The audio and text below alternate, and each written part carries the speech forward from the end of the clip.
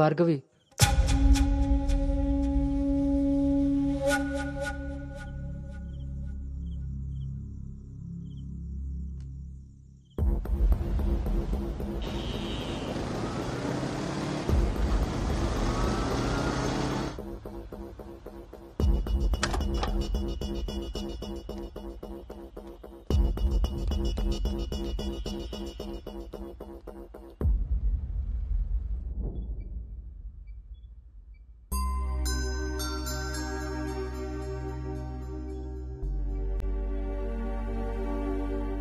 తప్పు జరిగిపోయింది అంకుల్. నిజం తెలుసుకోకుండా మాట్లాడి మా మావయ్య తప్పు చేశారు. నిజం తెలిసి మాట్లాడకుండా నేను తప్పు చేశాను. మీ కుటుంబం గురించి తెలిసి కూడా నిర్ణయం తీసుకొని మా నాన్న తప్పు చేశారు. ఆ రోజు మా మావయ్య చెప్పిన రిషి ఎవరో కాదు అంకుల్, ఇప్పుడు మీ ముందు నిలబడ్డ గౌతమే. లైఫ్ చాలా విచిత్రమైంది అంకుల్. తప్పు చేసే టైంకి మంచి ఎలా ఉంటుందో తెలియనివ్వదు. అది తెలిసే టైంకి చేసిన తప్పు నుంచి మనల్ని బయటికి రానివ్వదు. నేను ఇప్పుడు అదే పరిస్థితిలో ఉన్నాను.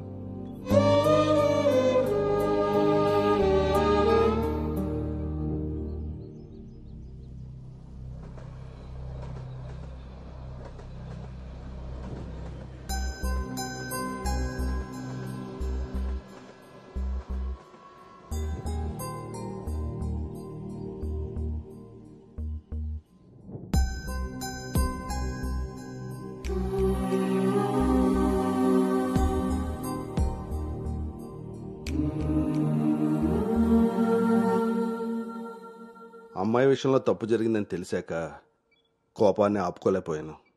మీ విషయంలో తప్పు చేశానని తెలిసాక మీ ముందు తలెత్తుకోలేక నిలబడ్డాను.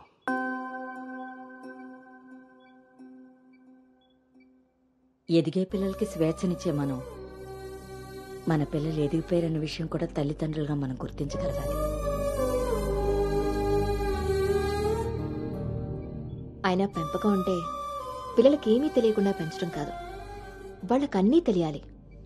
అందులో ఏది మంచో ఏది చెడో మనమే తెలియపరచాలి.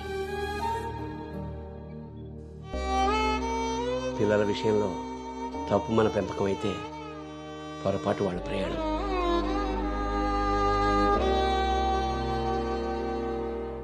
మనం మోస్తున్న పల్లెకిలో కూర్చున్నది మన పిల్లలు. వాళ్ళు బాధ పెట్టారని దింపేయగలవా? మనం బాధపడ్డామని వాళ్ళని వదిలేయగలవా? మన జీవితాంతం వరకు వాళ్ళని మోస్తూనే ఉంటాం. పిల్లలు కదా. మనం ఒకరినొకరు అర్థం చేసుకున్నాక ఇంకా కావాల్సింది కన్నీళ్లు కారణాలు కాదు.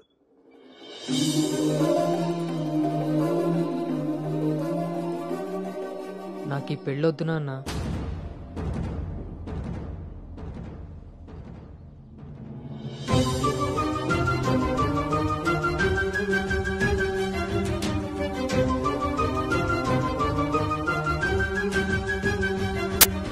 అసలు ఇది ఎలాంటి పెళ్ళమ్మా? పెద్దలు కుదిర్చి పిల్లల ఇష్టంతో జరుగుతున్న పెళ్ళ, లేక పిల్లలే ఇష్టపడి పెద్దల్ని ఒప్పించి చేసుకుంటున్న పెళ్ళ? పెద్దలు చేసే పెళ్లిలో కానీ పెద్దల్ని ఎదిరించి చేసుకునే పెళ్లిలో కానీ పెళ్ళి ఎలా ఉంటుందో ప్రేమ కూడా అలానే ఉంటుంది. కానీ మా పెళ్లిలో అది మాత్రమే ఉండదు. ఆ రోజు మీరు అడిగారు నన్ను, నువ్వు సంతోషంగా ఉండాలి అంటే నీకు ఎలాంటి భర్త కావాలి అని. అప్పుడు నా మనసులో మాట చెప్పాను. కానీ నేను ఆ రోజు చెప్పిన వ్యక్తి గౌతమ్ అయితే కాదు నాన్న. పెద్దలకి నచ్చినట్టుగా పిల్లల్ని పెంచుకునే అవకాశం అందరికీ ఉండొచ్చు.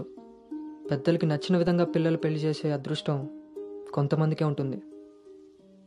కానీ మేం చేసిన ఈ పొరపాటు కనీసం మిమ్మల్ని కొంతమందిలో కూడా ఉండనివ్వలేదు. ఆ రోజు పెళ్లి చూపుల్లో ఒకరికొకరు ఎదురుపడలేకపోయినా మేము ఈరోజు ఒకరితో ఒకరు జీవితాన్ని ఎలా పంచుకోగలమమ్మా? ఇదంతా విన్న తర్వాత కూడా మీరు ఈ పెళ్లి చేయాలనుకుంటే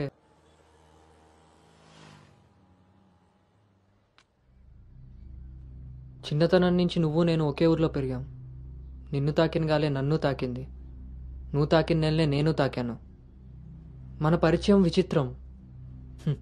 మన ప్రయాణం ఇంకా విచిత్రం.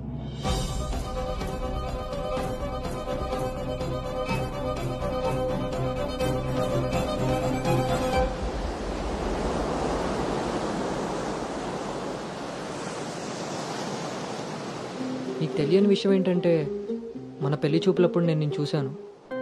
ఎవరితో అయితే అలాంటి రిలేషన్లో ఉన్నానో తననే పెళ్లి చేసుకోబోతున్నానని టెన్షన్తో పారిపోయాను. తర్వాత మళ్ళీ కలవకూడదు, కనీసం ఎదురుపడకూడదు అనుకున్నాను.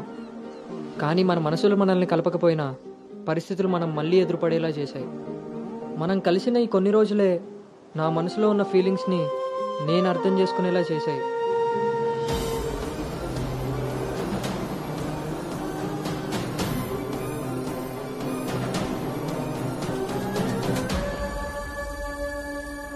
ప్రేమ అందంతోనూ ఐశ్వర్యంతోనూ పుడుతుందని తెలుసు, కానీ కేరింగ్ వల్ల కన్సోలింగ్ వల్ల పుడుతుందని నా విషయంలోనే తెలుసుకున్నాను.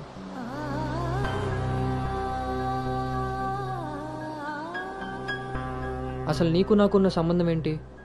ఎప్పుడు కలుద్దాం, ఎక్కడ కలుద్దాం? మరి అలాంటప్పుడు నీ స్ట్రగుల్ని నేనెందుకు ఫీల్ అవ్వాలి? ప్రతి క్షణం దాన్ని గుర్తు చేసుకుంటూ నేనెందుకు స్ట్రగుల్ అవ్వాలి? ఈ ఫీలింగ్స్ అన్నిటికీ అర్థం ప్రేమ.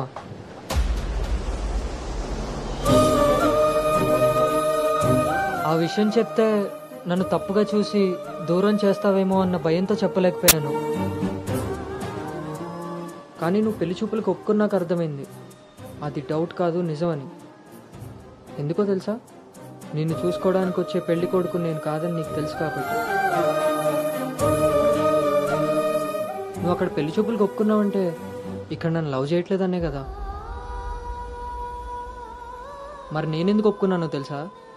నన్ను చూస్తే నువ్వు ఎలాగో నచ్చలేదని చెప్తావు. ఆ మాట విని నా మనసు బాధపడుతుందని తెలిసినా మా నాన్న మాట కాదనకుండా వచ్చినందుకు కనీసం ఆయనైనా సంతోషపడతారని వస్తానన్నాను. నేను పల్లవిని దాటి అనుని చేరడానికి చాలా ప్రయత్నించాను, కానీ చివరికి రిషిగానే మిగిలిపోయాను. అలానే నా మనసులో మాట ఎవరికి చెప్పకుండా ఉండలేను. అను నీతో కలిసి తిరగడానికి పరిచయం సరిపోయిందేమో కానీ నా ప్రేమని చెప్పడానికి ధైర్యం సరిపోలేదు. నేను నిన్ను ప్రేమిస్తున్నాను అని గట్టిగా చెప్పాలనిపించింది, కానీ అప్పుడు ఎలా చెప్పాలో తెలియలేదు. ఇప్పుడు ఏం చేయాలో అర్థం కావట్లేదు. అందుకే నా అనుకి ఏదైతే చెప్పాలనుకున్నానో దాన్ని తన సోల్మేట్ అయిన నీకు చెప్పుకుంటే కనీసం రిలీఫ్ అయినా దొరుకుతుందని చెప్తున్నాను.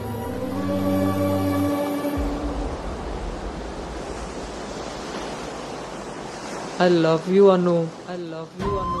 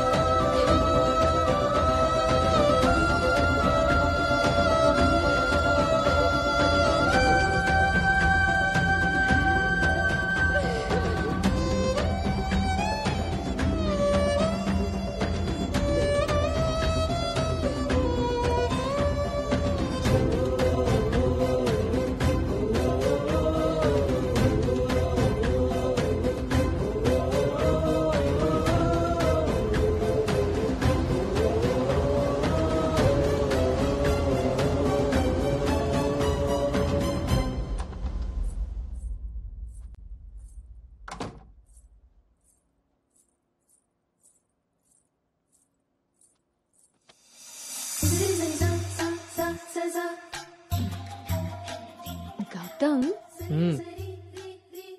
నేనొకటి అడగనా? ఇప్పుడే కదా అయింది, మళ్ళీనా? ఛీ, అది కాదు.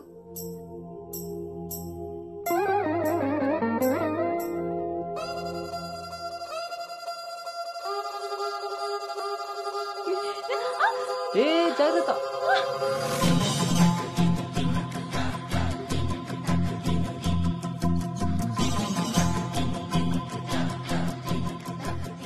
ఆ రోజు కూడా రైల్వే స్టేషన్లో ఇలాగే పట్టుకోవచ్చు కదా, మొత్తెందుకు పెట్టేశా?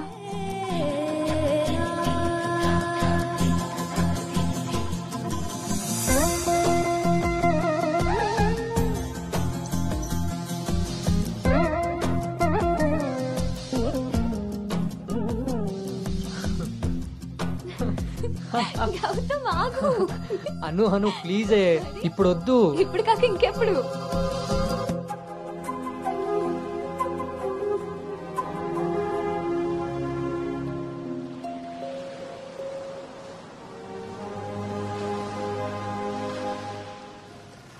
దరనా